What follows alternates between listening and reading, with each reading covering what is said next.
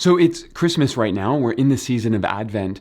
And one of the things that happens when you're a minister or you're a pastor and you do sermons for a living and you do them year after year after year is coming up against these moments in the liturgical calendar where we tell the same stories again.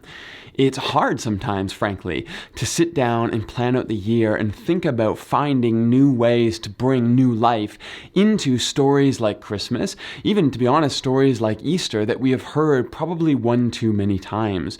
There's only so many ways you can come at it, and sometimes there's a bit of pressure to find a new angle again this year. And part of what I have to remind myself every year is that my job isn't to find a new angle in the season. My job is to tell the story again faithfully. That's part of the beauty of the rhythm of the Christian calendar, is that we come back over the same material. We remind ourselves of stories that we already know. And in that, we rediscover them in new ways. Sometimes creativity shouldn't be our goal. Sometimes it's simply faithfully telling the story again every year.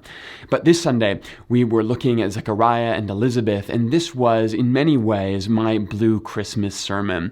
See, what I mean by that is every year, I try to find some point throughout the Advent season to talk about the difficulties that a lot of us have with Christmas. For a number of reasons. Maybe we're estranged from family, maybe we're away from family, maybe we have lost someone recently. To be honest, maybe we have lost someone a long time ago, but this season and all the memories that it brings up reminds us of that gap, that loss, and that heartache in our lives. And it's really important for me as a pastor to come to the season every year to tell the story faithfully over again every year, but to find space in this season to acknowledge that a lot of people in my community are hurting. It's difficult for them. They are sad right now, and this is a season where for a lot of people, they don't feel like they're allowed to say that. They don't feel like they're allowed to show that. And so it's important every year to give voice to that. That our stories are valued, they're important, not just for how we spin them into gold for each other, but simply for how they are our stories. And we don't need to conform them to each other, we simply need to give space to each other. And this becomes really important for me as a pastor in a large community where people are coming from all over the map as they experience this season. But I really do think it becomes a meaningful exercise for all of us as we enter into this season together. That even when we get together with family, we don't know what everyone around the table is going through. That when we sit at our office Christmas party, we don't know what everyone there has come into that evening with. That when we sit in church, we don't know the stories that sit beside us in the pew, sometimes even if we know those people well.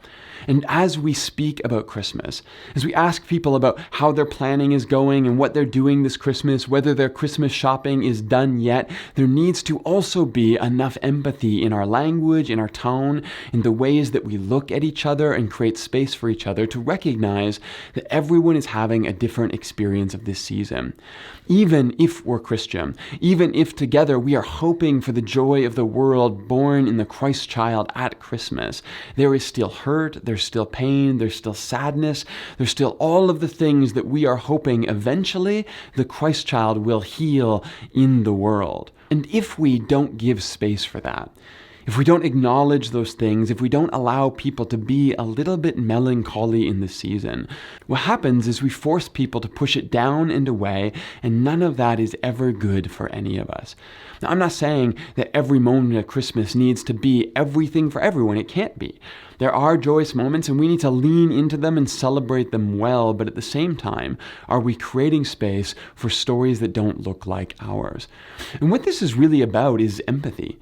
The realization that there are stories outside of our stories, and that we have the ability to expand the circle of our thinking and our compassion to those whose stories are different than ours. And there are thousands of ways that you can do this Christmas. You can create a little bit of room in your language for someone whose experience of family and togetherness is different than yours.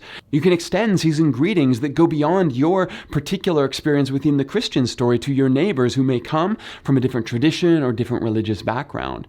You can look for ways to slow down and extend kindness kindness and generosity to the person you encounter as you shop at the store, who you know is extended probably a little bit beyond what they can take all year.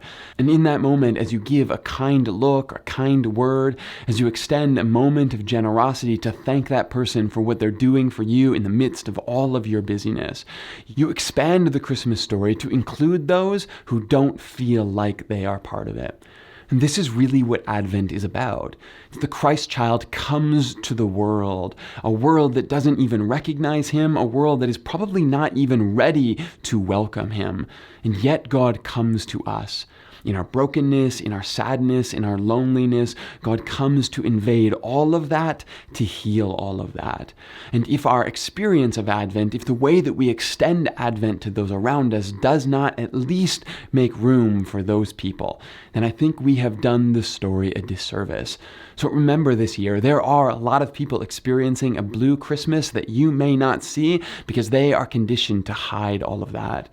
And as we talk about those things in church, as we make room for all of those stories to be welcome in our pews on a Sunday, that is something that all of us can do in all of our conversations, in all of the ways that we extend a little bit more room for each other this season. To know that we are welcomed, we are loved, regardless of how we experience Christmas, regardless of whether we celebrate Christmas. But to know that we are loved captures the essence of a God who would come near to us.